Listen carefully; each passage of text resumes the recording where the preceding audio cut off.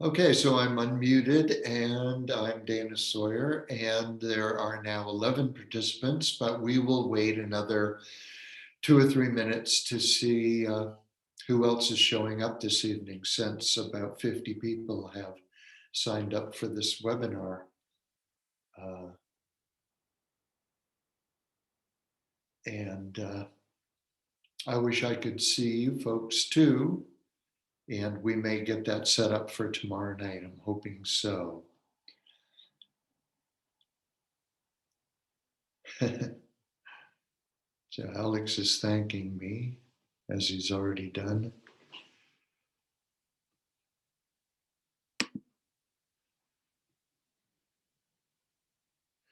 If you can't hear, it says Doreen to panelists and attendees can't hear. Make sure your sound is turned up. That would be the first thing I would look for. Make sure that you're not muted in some way. Sorry, I can't help you more than that.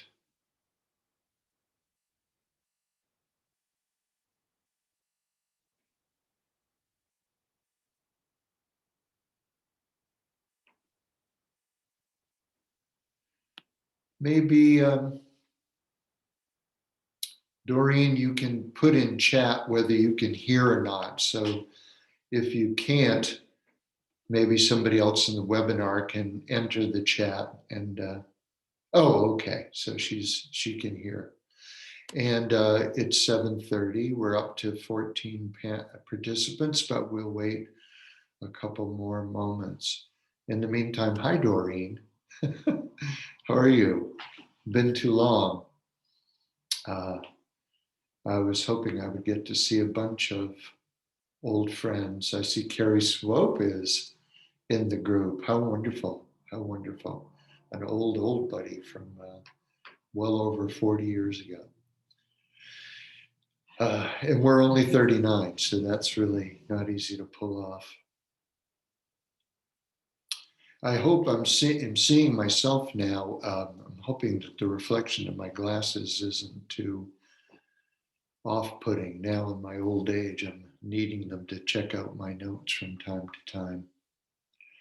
So I'm only just going to wait another moment or two, and then people can join us. I'll be making opening remarks. And Sarah Crisp is here, another wonderful friend. Yeah, I really wish I could see everybody's faces.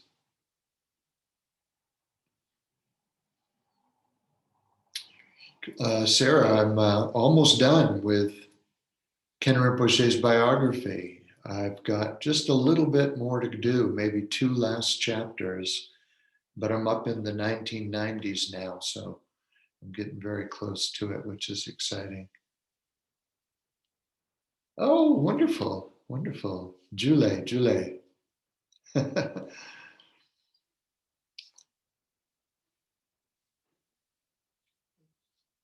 All right, so why don't we begin?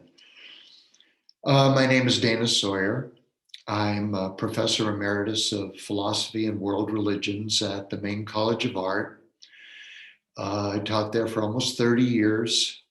At the same time, I also taught in the graduate program of the Bangor Theological Seminary, kind of as their, I think they saw it as their strange religions professor, but I saw it as the Asian religions professor and world religions professor.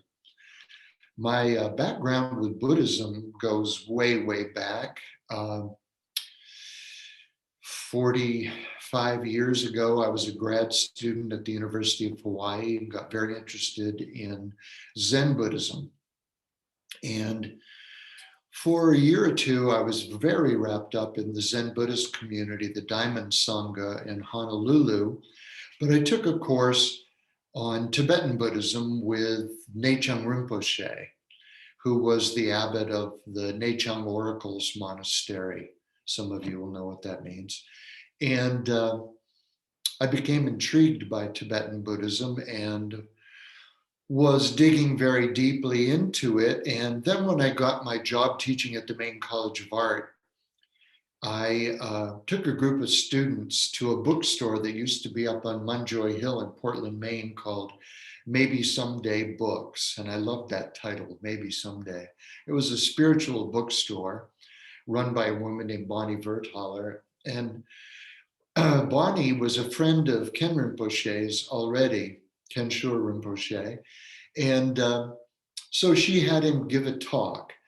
And his English was terrible in those days. So I don't think people really could make a lot of sense out of what he said, but his presence and his being and his sweet personality came across, as all of you who know Kensho Rinpoche can relate to. And he said he was from Ladakh, and Ladakh is politically inside of India. So I thought, well, maybe he knows Hindi and I know Hindi. So I went up after and started talking to him in Hindi. And that was the beginning of a very close friendship. And ever since those days, and that was 30 years ago, I've been a very strong supporter of his teachings and also of his wonderful school in Stoke. So the Siddhartha School Project, I've been involved with from the very beginning of that project, and with my close friend Jolie Green. And a lot of you know this story. So when Ken Rinpoche would come to Maine, I would help him do teachings and set him up with places to speak and things like that. But anyway, such a noble, wonderful, incredible project, Siddhartha School Project. So I'm so glad to be with you tonight, to do whatever I can to keep forwarding this quality, unbelievable quality of education, culture-based education, reifying and supporting the indigenous culture, even while making young people aware of technologies like computers and cutting edge science and things like that. So thank you for helping the Siddhartha School. Okay. So I'm seeing people here that I know, and that's very exciting for me. Tonight, I'm giving an introduction to Buddhism talk, and most of the people I see here don't need an introduction to Buddhism, so I don't really know why I'm talking. Tomorrow night, I'm going to give a Dharma talk on shunyata, emptiness. And I'm going to do it for a few reasons. One, my background was in philosophy. And so I became fascinated by Nagarjuna.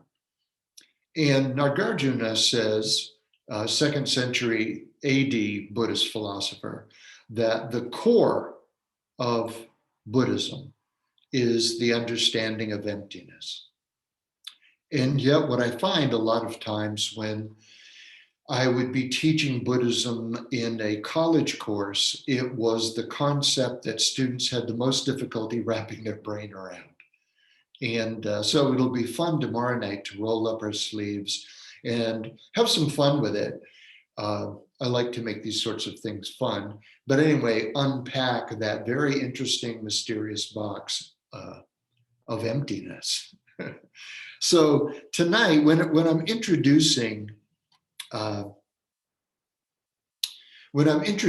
Buddhism, I always like to do it in the context of talking about the Buddha's life. And that is a common experience of mine when I'm in India or Ladakh or wherever, quite frankly, that when Buddhism is being introduced in traditional cultures, very often they're talking about the life of the Buddha and telling the Buddha's story. And as all of you know, or most of you know, Buddha wasn't his name. Buddha is an honorific title from the Sanskrit verb root bud, B-U-D-H, which means the infinitive is to awaken, to awaken.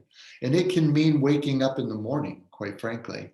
But in this case, it's Buddha is a participle for awakened, a past participle for awakened. And as an honorific title, the awakened one. So the Buddha is the awakened one.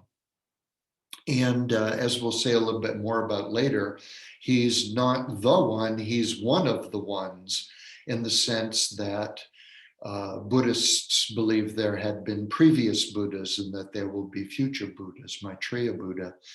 So he is one of the awakened ones. And when I say awakened one, I think a concept that's difficult for many Westerners to really grasp, but is key for understanding Buddhism, is this idea of awakening as something more than awakening in the morning.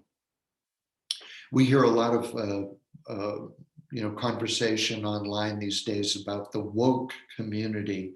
So there are different ways of awakening and being woke. And in this case, it's a revolution or a transubstantiation or a upgrade of consciousness that we're talking about. So the analogy I always use in that regard is, in the West, we've tended to think of, in European, American, Australian culture, of consciousness as a fixed commodity, that we wake up in the morning and we're awake. And we're awake during the day, and at night we're not awake. We go to sleep. So awake or not awake, those are the choices. And in my analogy, I talk about it like the lights in this room, actually a beautiful room in an old New England house here in Blue Hill, Maine. We live in an off-the-grid cabin, so I had to drive to a buddy's house to do this tonight. And there's a light switch on the wall, and the light switch is on, off. The lights are on, the lights are off. That's it. And the West has thought of consciousness in that way. We're awake or we're not awake. Consciousness itself was never of particular interest in the Western philosophical tradition. What was interesting in the Western philosophical condition was, if we think of consciousness as like a light that can be turned on, what happens when I take the flashlight or spotlight of consciousness and shine it on the world? If I shine it on the rocks, I get geology. If I shine it on the plants, I get botany. If I shine it on the heavens, I get astronomy. So what consciousness would reveal about the world around them was very, very interesting to the Greeks, for instance, and the Romans. But the nature of consciousness, not so much. And if we go back to my analogy of the light switch, lights on, lights off, then Buddhism is making the postulate that our consciousness is actually more like a dimmer switch. It has a rheostat on it. I can come into a room and push the lights and they come on, but I can turn them up. So consciousness isn't a fixed commodity. Consciousness can be purified. Consciousness can be expanded. Consciousness can be made more authentic. And that is very, very key here, because we're talking about the Buddha, the awakened one. And what that means in a nutshell, relative to my analogy, is that his lights were turned all the way up, that kind of awakening.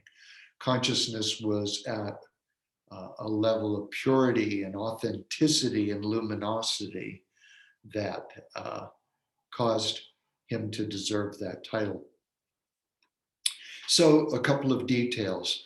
5th century BC, common dates are 563 to 483, so 80 years of life.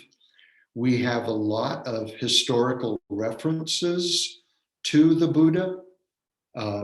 He's said to have reached enlightenment at 35 and to have taught for 45 years. So Jesus of Nazareth is said to have taught for 3 years before he was crucified. The Buddha taught for 45 years. And the reason I mention this is it gave him a lot of time to show up in various chronicles and the records of various royal courts. So we know that he existed. We know he did these teachings. We know his name had been Siddhartha Gautama. We know that he had been a prince of a clan called the Sakyas, who he was born in a place called Lumbini, which is geographically inside of Nepal today, southern Nepal, very close to the Indian border, in that he was raised in an affluent situation, is what the narrative is. And as a soothsayer visited his mother, and it was said that he would see 4 visions in his early life. And the 4 visions were an old person, a sick person, a dying person, a dead person, and a sadhu, a sannyasin, a wandering holy man. And the story goes that his father, the Raja, tried to keep that from happening, so that everywhere the young prince went, these kinds of people were shooed out of the way, so that he would have no experience of a sick person, an old person, a dead person, and a sadhu. That would be hard to pull off. I don't know if you ever saw, there was a movie called, I forget the movie, but Keanu Reeves plays Siddhartha. And we see actual footage of him going along with all these retainers trying to shoo people out of the way. It's hard for me to imagine Keanu Reeves as the Buddha, but he kind of was that in the Matrix, right? Anyway, this young prince will eventually see these things. And in the traditional narrative, when he finally sees the holy man, the wandering holy man, then this is, in a sense, the antidote to the first 3 visions. That when he sees sickness, old age, and death, he understands the inevitability of these things, that they are part of the nature of our existence and are inescapable. And therefore, he becomes committed to devoting his life to the life of a holy man. He leaves the kingdom. He had a young wife. He had a son named Rahula, and who I'm sure were very well looked after he left. But he left on this search for awakening.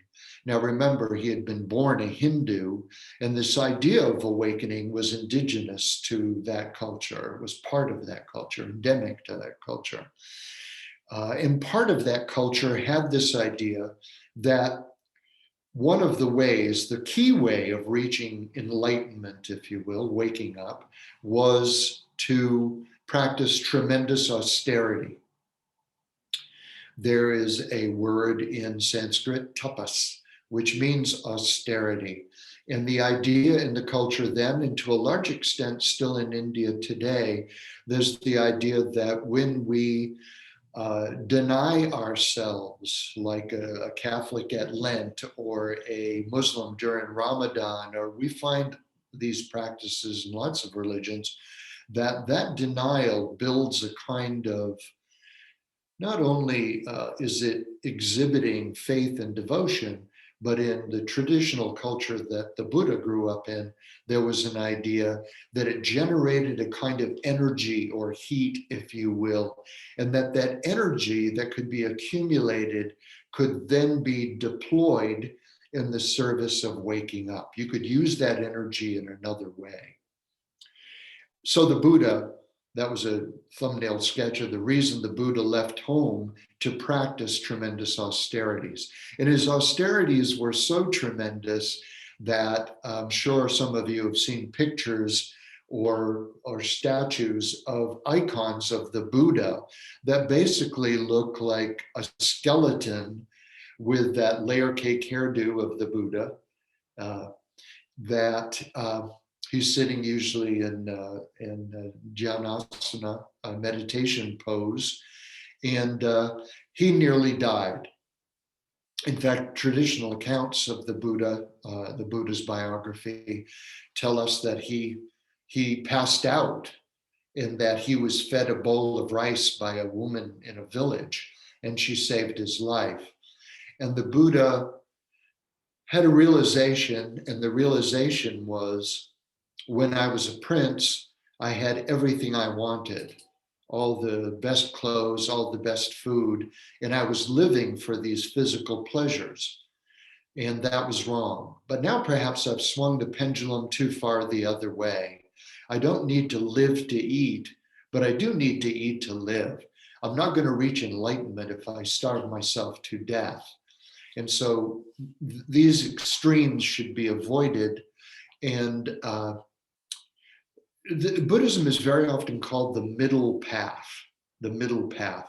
And there are, I can think of 30 or 40 reasons why it's called the middle path, but this is one of them, because this path between indulgence and austerity, finding this place where one is sustaining oneself physically and has the things that one needs as a platform for growth. I think that's a very important thing to understand about Buddhism. One of my fellow New Englanders, a much earlier one named Henry David Thoreau, was a great fan of reading Asian philosophy in the small library of his close friend Ralph Waldo Emerson. And when he was at Walden, he was partially experimenting with this idea. And what if you read Walden again today, you'll see him talking about a person needs a warm place to live. They need an attractive place to live. They need enough food. And why can't they enjoy their food? But he said if they just keep focusing all the time on their physical needs, then they're like a plant that it needs to grow roots as a platform for its real project, which is to break through the soil and grow toward the sun. And a person who just keeps trying to add more rooms to their house and buy more houses is like a plant that just keeps growing roots and never flowers. And I like that analogy very much, that the Buddha realized he needed strong roots in order to flower, and flowering is what his project was all about. So at 29, he leaves home. At that time in Indian history, 5th century BC, there was a group that collectively were called Shramanas, which means wanderers or travelers. And these Shramanas were like 5th century BC hippies. I always use that term because that is what they were like. They were countercultural in a lot of ways. The Brahmin priests, the highest caste in Hinduism, had a tremendous amount of control over the culture at that time, including the Hindu religion itself. And so there was a pushback against that. A lot of young people, and not so young people, left the larger towns and cities, and they would study in the wilderness. And sometimes they would gather together in what were called ashrams, and you've probably heard that word many times yourself, but there were spiritual communities, and they would gather up around gurus, teachers, to find new ways of achieving this state of awakened consciousness. The writers of the Upanishads came out of this exact time that the Buddha was wandering around, as did Mahavira, who was the founder of the Jain religion, was also one of these Shramanas. So the Buddha is moving around. He is practicing tremendous austerities, as I said. And after his near fatal experience, he starts to go off on his own more. He wants to find his own way. And he ends up in a village called Bodh Gaya, which is still there today. A beautiful place to visit. A large town, definitely not a city. And in those days, a very small town. And he was living by a river. And it's very hot in India, as some of you know. So he was spending his time meditating under a kind of tree called a peepal tree, Pipal. And if you look that up, you're looking at an example of the Bodhi tree, the enlightenment tree. So while sitting under a peepal tree, he reaches enlightenment. And that tree is still there today. What happened is because the Buddha had such a long teaching career, then after his enlightenment, a monastic community came up there. He established many monastic communities, especially in the state of what is today Bihar. In fact, so many of these monastic communities, which were called viharas, were established in that area of the Magadha kingdom, that today the name of that state is Bihar, Bihajar, derived from a Buddhist vihara. So what happened is this monastic community, as the tree would grow and grow, they would take cuttings from it and raise saplings. And so they've kept a descendant of the Bodhi tree growing in the same spot for nearly 2,500 years. So if you go there and you go to the Mahabodhi temple in Bodh Gaya, you can see not only the Bodhi tree, but under it, there's the Vajrasan, the diamond seat. There's a stone seat there that is on the exact spot where the Buddha had his awakening. Okay, so let's get back to the traditional story. He goes there, he's meditating, he's sitting under the tree. And in the traditional narrative, and I want to give you this traditional narrative because it makes a philosophical point about the teachings of the Buddha. There is an idea in Buddhism that as you are getting very close to your enlightenment, there is a demonic kind of being named Mara. In Mara, this demon doesn't want people to reach enlightenment. So his job description is stop that from happening, which kind of sucks. I mean, like, it's not hard enough to reach enlightenment anyway. Somebody's going to try to stop it. Mara shows up, and the Buddha is meditating. His eyes are closed. And Mara decides, he's also often called Kama Mara. Karma, not karma. Kama, Kama, means desire.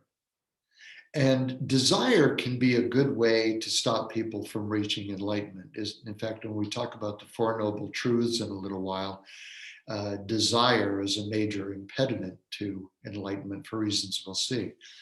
So to get the Buddha to desire and stop meditating, to break his focus, is Mara's first battle strategy. And a way to do that with men that very often works with men is he has these daughters that are beautiful nymphs that are the breeze of spring and the scent of flowers. And these beautiful nymphs are, doing the dance of the seven veils in front of the Buddha. But the Buddha was a prince and he had a zenana, he had a harem. He's shopped in that store before. He's not going to bite. He's steadfast in his desire to reach enlightenment. So Mara goes, that usually works. Let's try this. And so his second strategy is he sends in his sons. And his sons are these very scary demonic beings that threaten to kill him. They're not going to kill him, because if they kill him without him clutching and fearing for his existence, then he's going to reincarnate and he'll be back and sitting under that tree again before you know it. So that also doesn't work, cutting to the chase. We know how the story comes out, right? So as this night of trial ends, and as the sun comes up on the other side of the river, the Buddha has his illumination. He wakes up. Again, he's 35, now he's enlightened. And one of the messages there is it's possible to wake up. The Buddha was a person, he woke up, so we can wake up. Uh, we just need to have that resolve and that effort and that determination in our life. And that's important, I think, to know, because the ultimate goal of Buddhism, of all traditions, Theravada, Mahayana, Vajrayana, and all the sub-traditions in those, the ultimate goal is not to worship Buddhas. The ultimate goal is to become a Buddha. You have the seed of Buddhahood, the Buddhata Garbha, the womb of Buddha-ness inside of you. And that flower needs to be cultivated to break the soil and flower, reach for the sun. So the Buddha spends a few days in Bodh Gaya, getting used to this change of life, presumably. And if you do go there, there's an area where he is said to have even paced back and forth, doing a little bit of pondering about what to do next.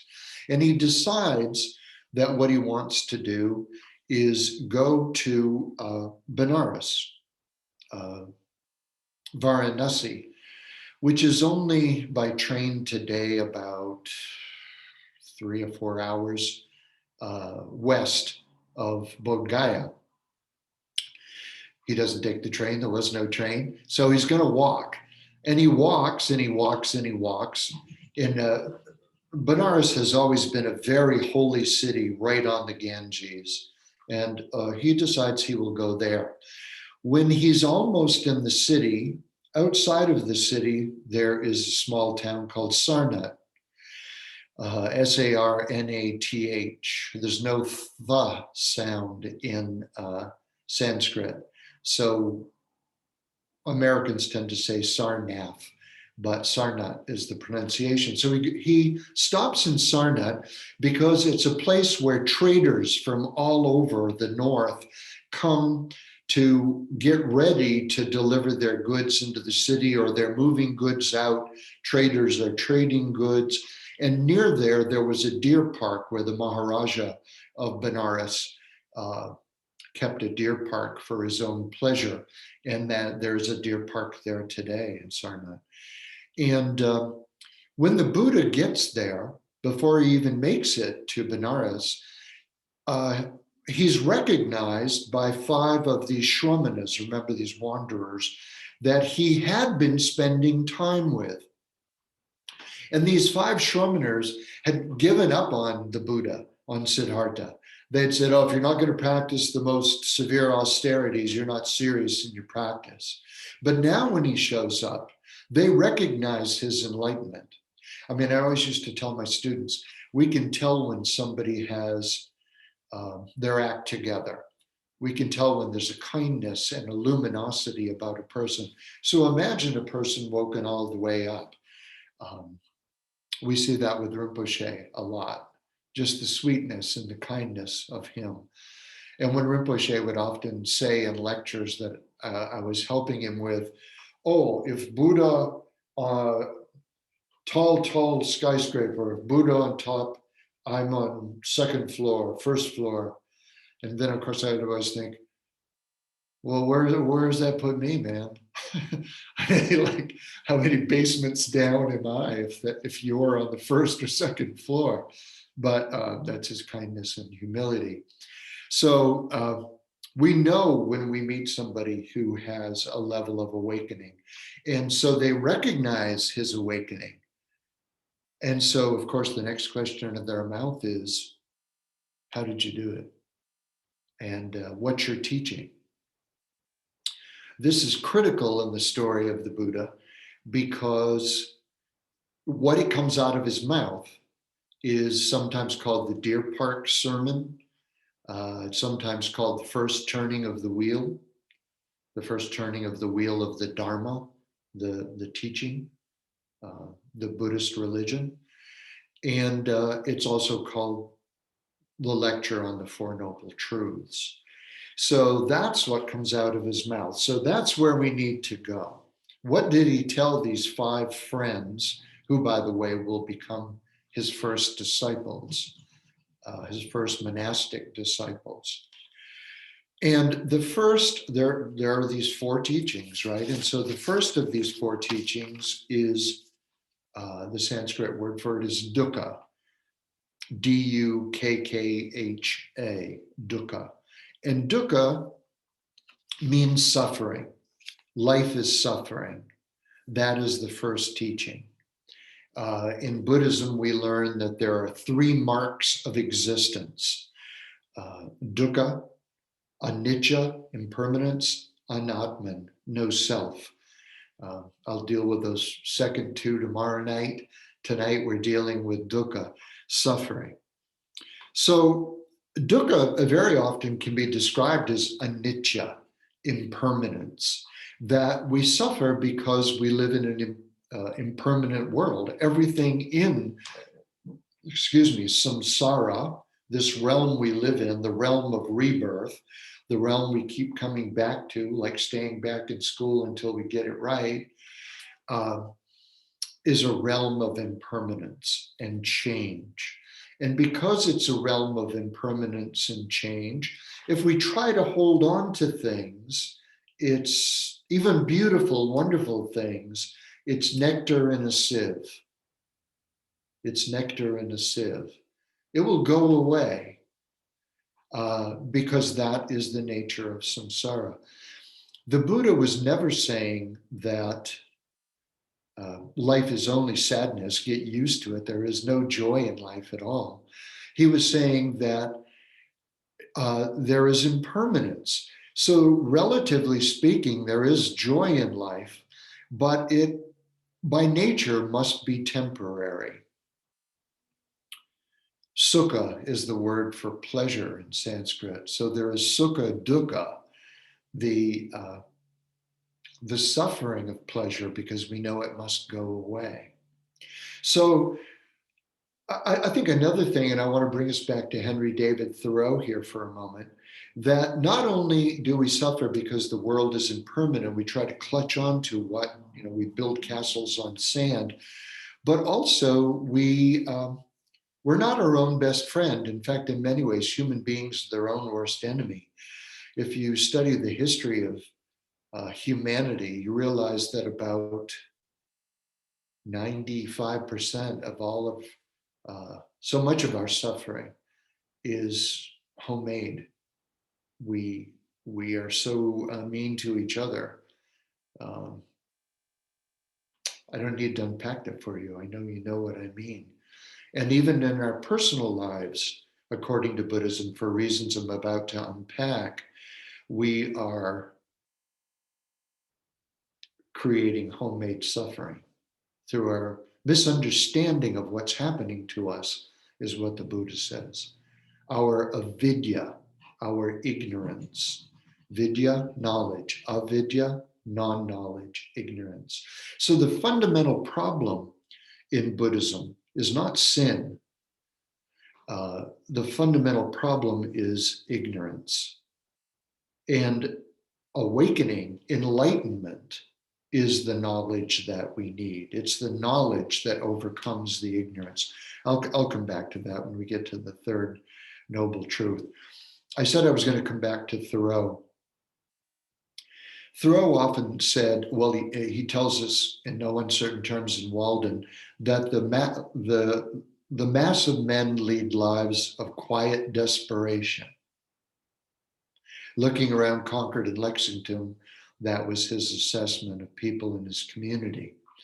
He wasn't saying they had to lead lives of quiet desperation. In fact, he didn't believe they did have to, but they were doing so, and out of their own ignorance. So if the Buddha was saying life is suffering and there's no escape from suffering, there wouldn't need to be 3 more noble truths, right? It would just be something we would have to get used to. Second noble truth. What is this is often called the truth of arising. What is the cause of suffering. And so the Buddha told his 5 friends sitting on the ground under some beautiful trees in Sarnath, uh, Trishna in Sanskrit, Tanha in Pali. Pali was the language the Buddha spoke, by the way, which is derived from Sanskrit. Trishna and Tanha both mean thirst. Thirst is the problem. And here he doesn't mean water, though I am thirsty. He means craving, strong desire. That suffering arises from strong desire. And what he means here is that too often in life, we're like a mule chasing a carrot. We're just constantly chasing after what's next, what's next, what's next. Either that we're accumulating groovy experiences or that we're accumulating things, stuff. We keep going to the mall and buying more stuff and bringing it home, moving old stuff into the garage, moving the stuff that was in the garage to the landfill, a vicious cycle of buying more stuff. So, the story I always tell about this, I'm going to tell it again. I know some of you know this story of mine.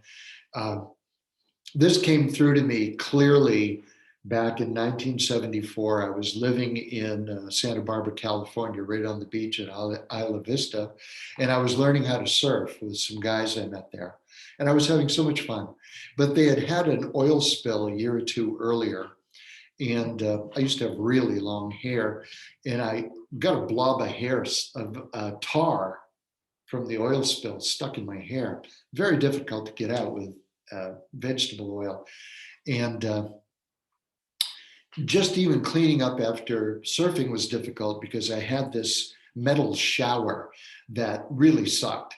I'm 6'1", and the hose for the shower would spray my belly. I had a hard time getting my hair underneath it to clean this oil out. And I would stand outside of the shower and stick my head in, kind of mooning my living room, which wasn't pleasant. And a friend of mine said, "Hey, you're suffering unnecessarily. I know where you can get a bathtub at a junkyard for $10. So I cleared it with my landlord. I bought this bathtub that my buddy claimed he would be able to plumb for me, set it up, and he did. And the bathtub was awesome, way better than the shower. And it was long enough for me to lay down in. And I enjoyed it so much, I wanted to stay in longer. I realized it would get cold. So I bought some of that roll-out fiberglass insulation, and I made the world's largest thermal mug. I wrapped my bathtub with that stuff, and it held the heat great. I mean, it was fantastic. Except I was staying in there so long, I would start to get bored, and I would think, I need to have some music in here. So I brought speakers in and hooked them up to my stereo in the living room, and I had these speakers. And then I had candles, and I had an epiphany eventually. And the epiphany is, I'm never going to get this perfect. No matter how much I add to this, I'm still going to want it to be even more than it is. And the project was only to get clean, right? But now I've made it something else entirely. So if we do the math, this is how I always describe it. The craving is infinite. The craving will just keep coming and coming and coming, especially if you put your attention on it and let it grow stronger. The craving will keep coming. But everything that you can own, whether it is a bag of candy or a Buick or a house or 50 houses, is finite. Even our relationships, we fall in love with somebody and now we're in this deep relationship.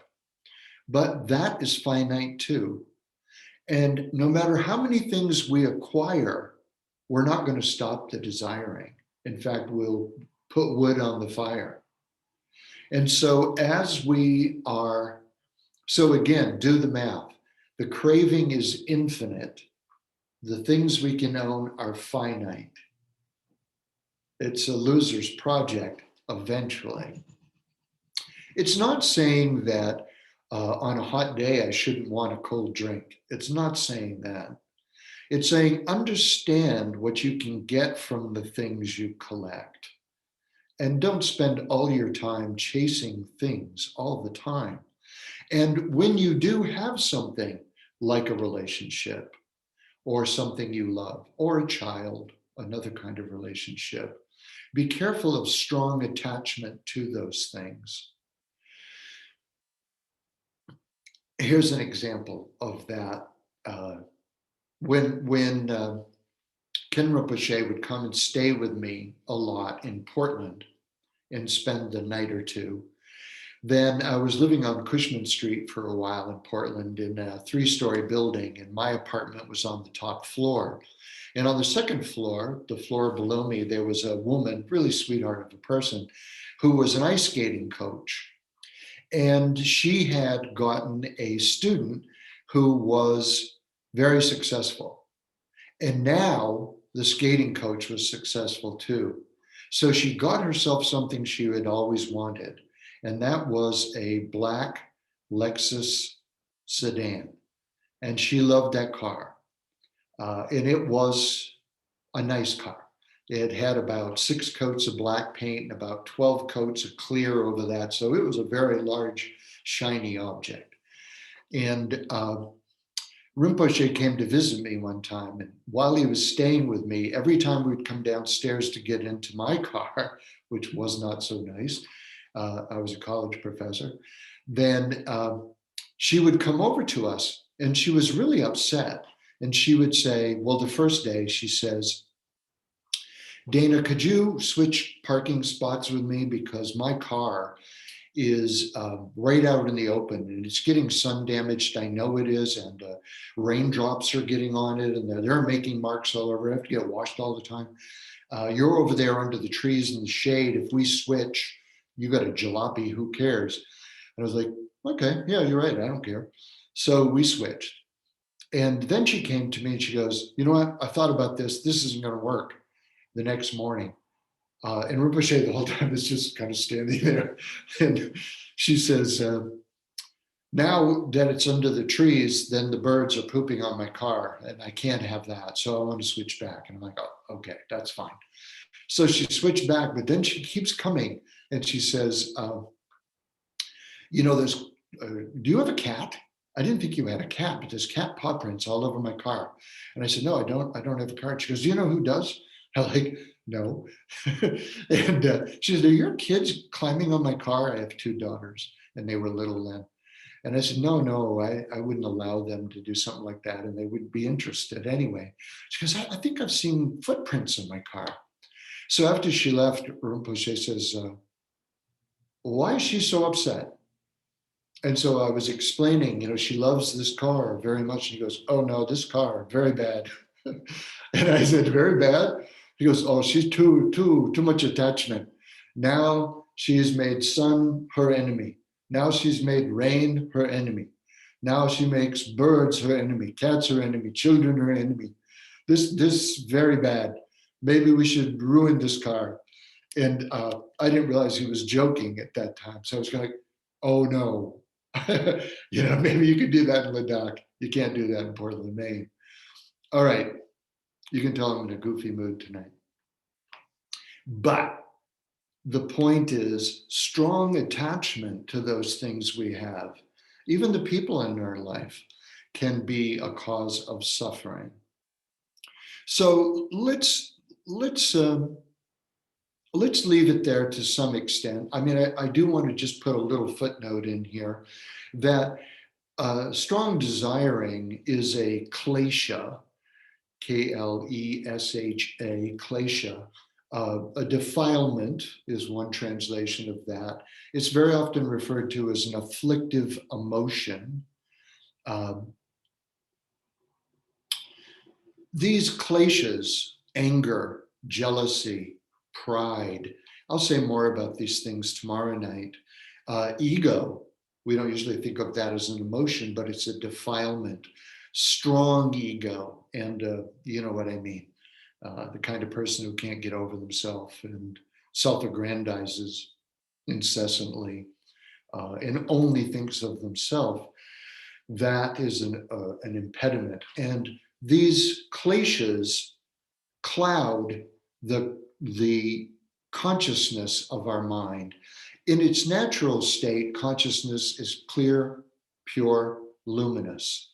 But like clouds coming over the sun, these kleshas take control of us, and we start dancing to their tune and doing what they want us to do rather than what is actually best for us. And that's what the Buddha is talking about, getting clear of them. That brings us to the third noble truth. And the third noble truth is nirvana. Nirvana. Nirvana. Nirvana, it's interesting because we think of it as enlightenment, and it is, but it literally means near without vana, light, without light. And it means without light because in the context the Buddha was talking about it, he means without the flame of desire burning all the time, driving us to do its will. So when we have control of our mind, rather than the kleshas having control of our mind, then enlightenment dawns, enlightenment comes. And how will we know it has come? We will go home for Thanksgiving in a couple of months. And if we're with our family and they can push our buttons and make us dance, then the kleshas are still there. Because the kleshas are those emotional buttons. The kleshas are those things that have become our emotional habits and baggage, our patterns that our family members are often very well aware of what is there. So deconstructing those kleshas is the project of Buddhism, as I'm about to explain. A friend of mine, Sarah, talks about when she would give these teachings to her son when he was a little boy. She described it as the kleshas like anger and fear and jealousy are like pigs, and the pigs want to get into your garden and they want to eat up all your delicious vegetables and destroy the flower beds. So we have to keep the pigs out of the garden. And I love that analogy for children. Well, she was telling me one time she was at a mall and a little boy had dropped an ice cream or something like that and was so upset and crying and screaming at his mother and acting out. And the little boy looked at Sarah and said, wow, the pigs really got in his garden. And so keeping the kleshas away from you is the way that you reach enlightenment, not be ruled by desire. And enlightenment, bodhi is one word for it. And a person who reaches bodhi in the earliest Buddhist community was called an arhat, A-R-H-A-T. Actually, arhant in Sanskrit, H-A-N-T, but in Pali, arhat, A-R-H-A-T. So the goal is to become an arhat. And the story of the Buddha is that during his own lifetime, tradition tells us 500 of his disciples reached nirvana, reached enlightenment. So it's a doable project, I guess is what the lesson is there. So this state, again, is not a state of knowledge as we think of it. It's not, you're going to memorize all these texts, you know, the Kanjur, the Tibetan Buddhist canon, Bible, if you will, is 108 volumes. And the subsidiary texts in support of it are 250 volumes. That's a huge amount of information. But owning the medicine isn't taking the medicine. One has to become a real practitioner. And that's the only way to get the knowledge that liberates, the awakened consciousness, which is the real goal, which there are even what are called in Buddhism the 14 inexpressibles, that some things can't actually even be perfectly said. Okay, anyway, we come to the fourth noble truth as we're winding down on me talking. And by the way, when I'm finished talking, you can go into Q&A and write me questions if you would like to, and I'll be happy to answer them if I can. So the last of these is Marga, M-A-R-G-A, and Marga means way. I always told my students, my wife and I led the study abroad program to India for the Maine College of Art until COVID shut that down. And whenever we're in Delhi and we're going down Janpat Avenue, it's crossed by another major throughway, a boulevard called Tolstoy Marg, named after the novelist Leo Tolstoy. So Marga means way in that sense of street or boulevard, but in this instance, it means the way to reach nirvana, to overcome the kleshas, purify the mind of the kleshas, so that one stops suffering, transcends suffering, and stops taking rebirth, by the way. There's a hiccup in there. We haven't talked about the bodhisattva ideal. I'll say something about that toward the end and talk about it more tomorrow night. So when we come to the Marga, the way is called the Eightfold Path. And the Eightfold Path is broken down into right morality. It's called the threefold training: right morality, right wisdom, or worldview, if you will, and right concentration, meditation practice. And so you've got under morality, right speech, right action, right livelihood. You've got under wisdom, right views and right intentions. Intentions are critical. In Mahayana Buddhism, there's the idea that we receive good and bad karma for the things we do, our actions. Karma just means action, but the effect, the rebound effect of our actions is how people mostly think of good and bad karma. And there is also good and bad karma that results from our intention. So maybe you were standing on a street and it looked like a car was going to hit somebody, and instead of pushing them out of the way, you accidentally pushed them in the way. Intention was good. Karma from intention will be good. Karma from action, not so good. Or let's spin that around. You want to reach enlightenment. You want to reach enlightenment because when you're enlightened, you're going to be so cool.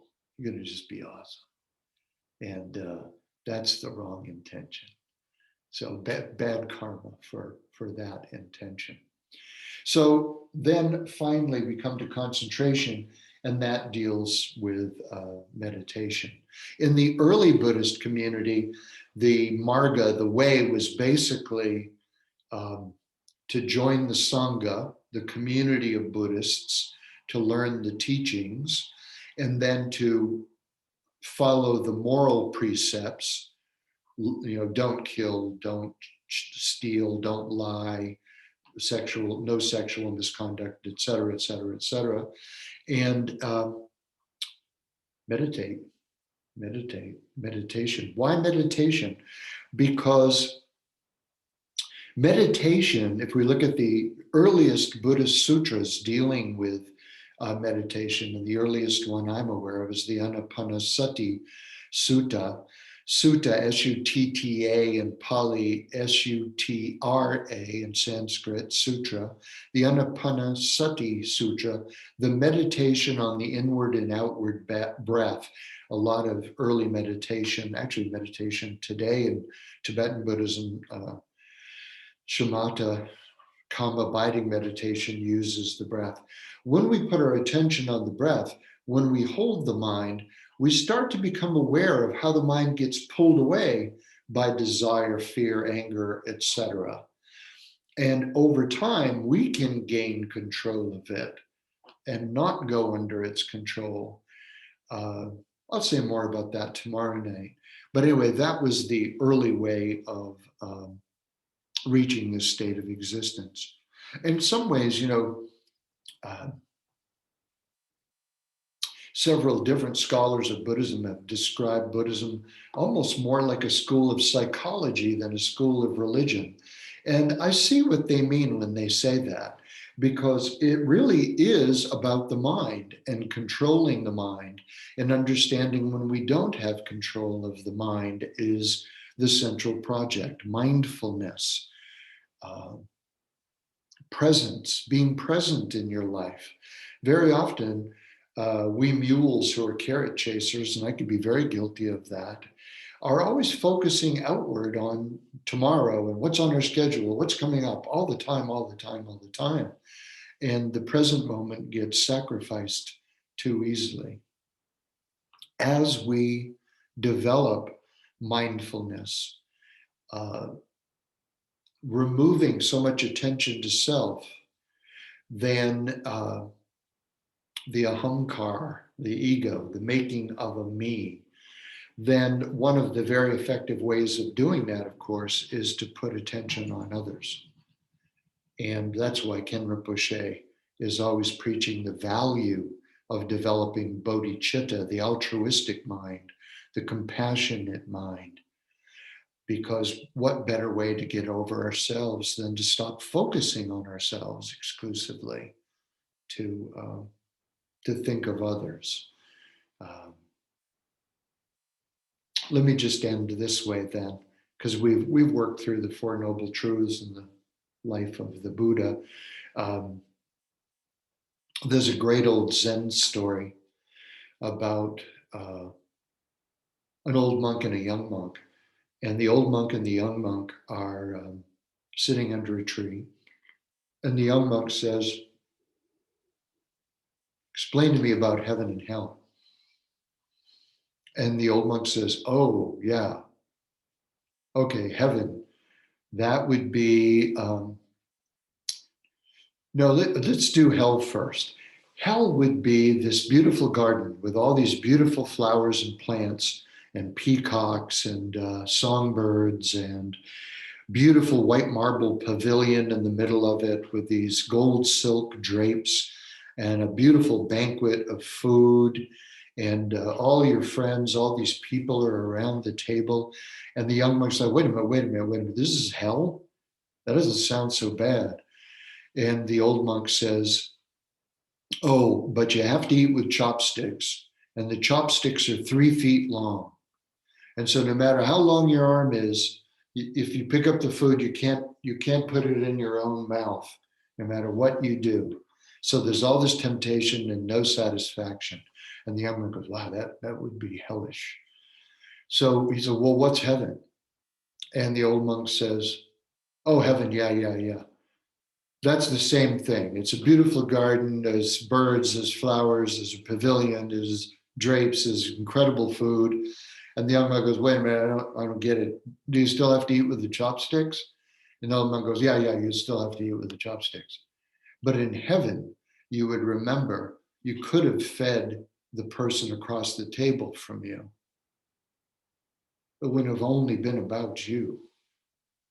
And I love that story because it's making that point of the wisdom of cultivating the altruistic mind. And in Buddhism, we have the Triratna, the three jewels, literally, but often called the three refuges, that as we practice our marga, our way of reaching enlightenment, we're not on our own. We have the teachings of the Buddha. We have the Dharma itself, the teachings. We have the Buddha as an example. We have the Dharma as the teachings. And we have the Sangha, a community of spiritual friends to help us reach our ultimate goal. So we help them, they help us to get there. Okay, so I think that's enough of an intro, enough of an overview. And, you know, we've got lots of wonderful people out there who have been studying Buddhism for a long time also. And so hopefully they're checking my math, making sure Dana's getting it right. I suppose if I got it perfectly right, I'd be a Buddha, right? So I must be making some mistakes. Ken Rinpoche and I, whenever we're together, I always call him Guruji, and he always calls me Panditji. And he does it in a very loving way, but he's reminding me that for me, so much of it is about accumulated knowledge, and I'm kind of stuck a lot of the time on this level of philosophy, and that the true practitioner is spending a lot of time on the cushion and doing other things. So I have no way of talking with you other than through the Q&A or the chat. So please send the questions through the Q&A, not the chat. And if you have any questions, I'm happy to answer them or try. And if you don't, then I'll see you tomorrow evening. Same time, same channel.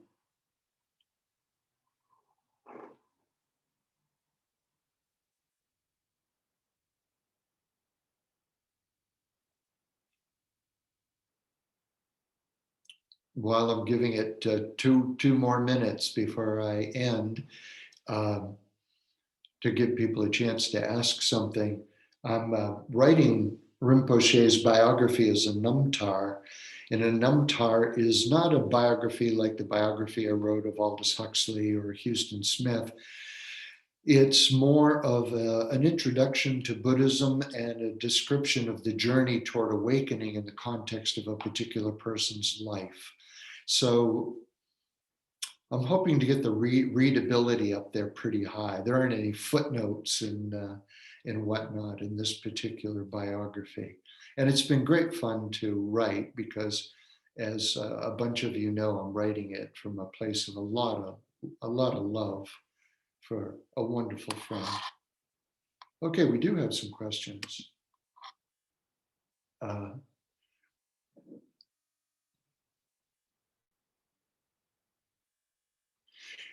So Tom asks, if one has never found a Sangha, I hope you aren't seeing this screen.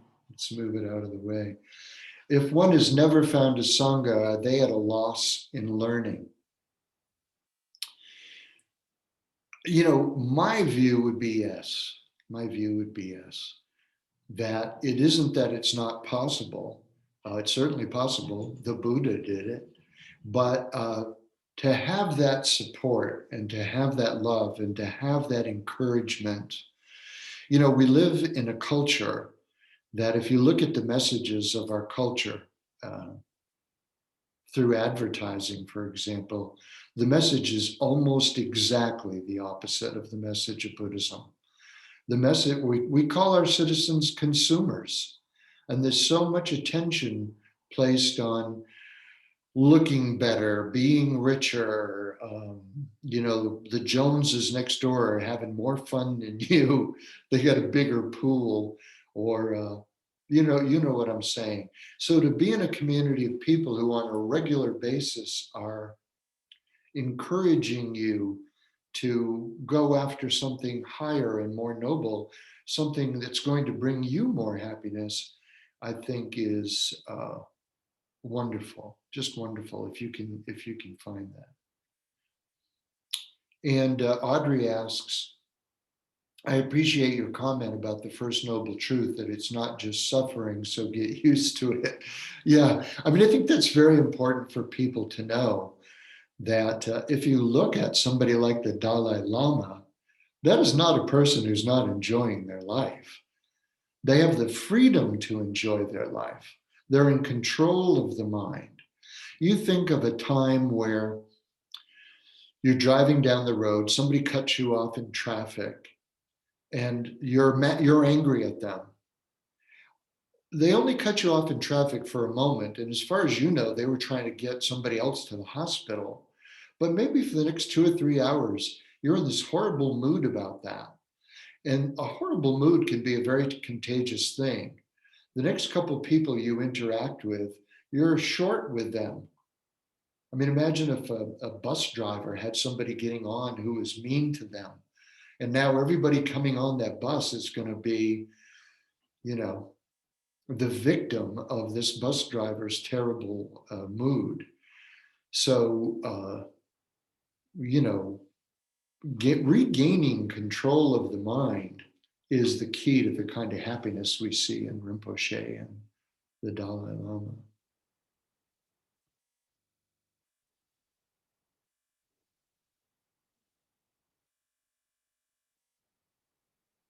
I guess we're there. I guess we're there, which is fine. I mean, I wish that I've been doing so many Zoom classes this winter, this past winter and this summer, that I really miss having people in a room with me and sitting together and having a nice chat. So Tom has raised his hand, but I don't see a new question, Tom. Wait a minute.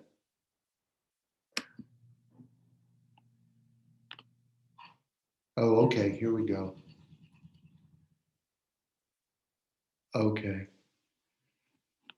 I didn't see the questions in the chat, so let's see.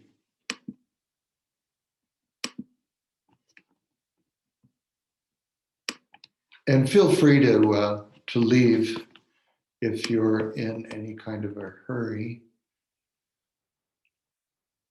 What do you think are the major impediments to following the practice in today's world and lifestyle? The internet.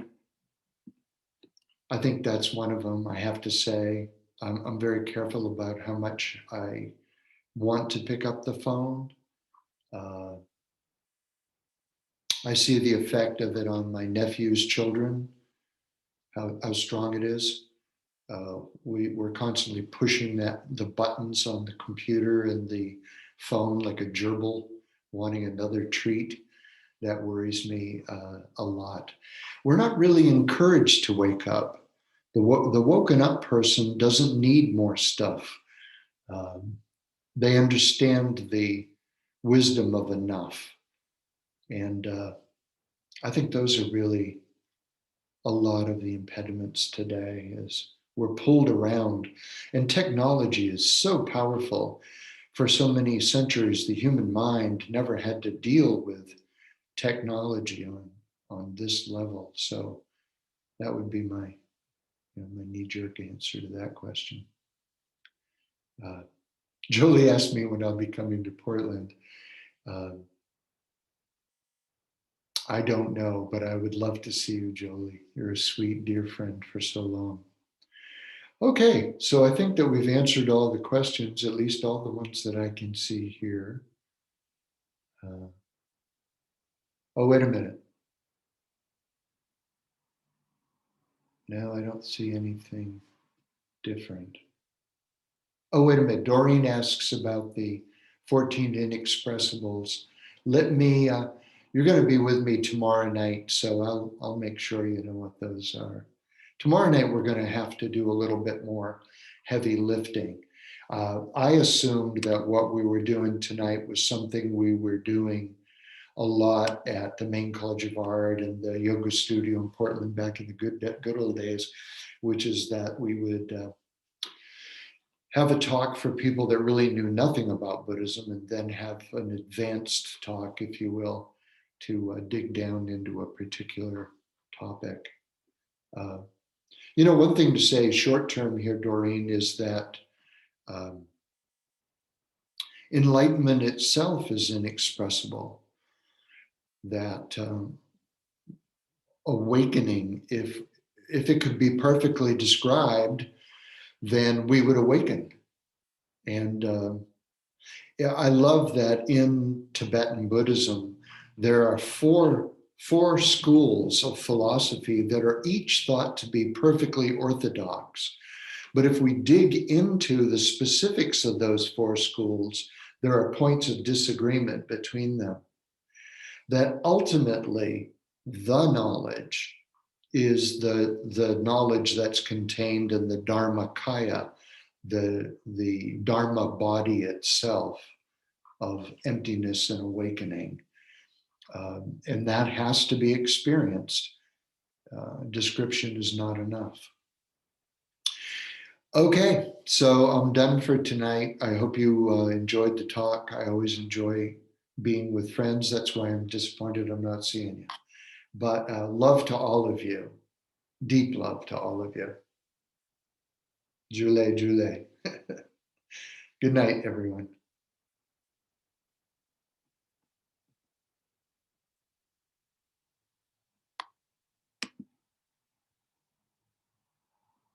I'm going to end the meeting.